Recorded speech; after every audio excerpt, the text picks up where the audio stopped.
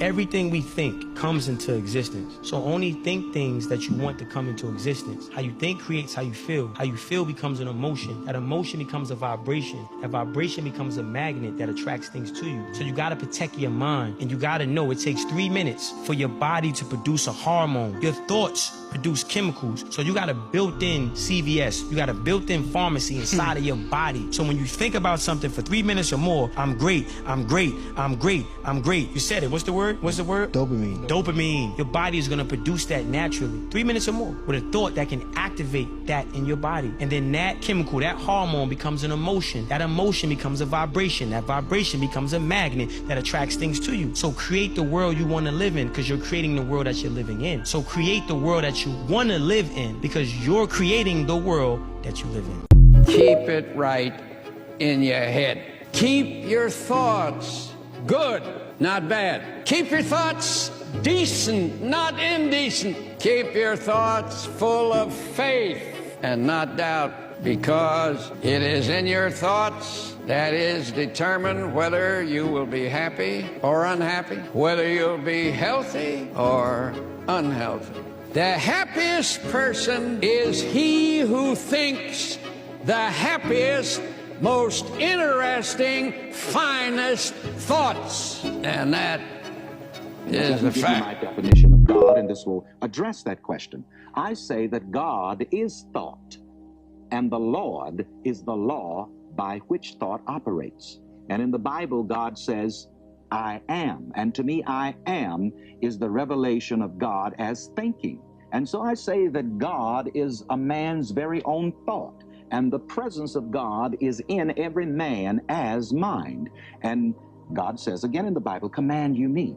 And so when a man comes into command and mastery of the powers and the talents that are within him, he is actually commanding the good that God has put within him to be what he wants to be, do what he wants to do, have what he wants to have, and in turn he can make a contribution to others and to the common good. You see, we try to help people become self-found, because you're not successful until you find yourself.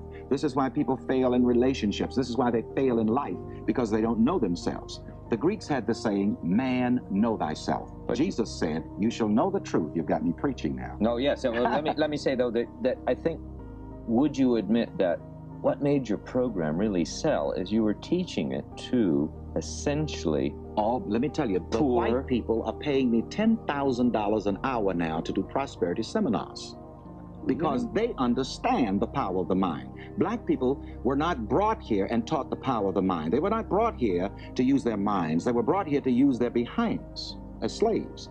And too many black people are still into this thing, and they don't understand the power of the mind.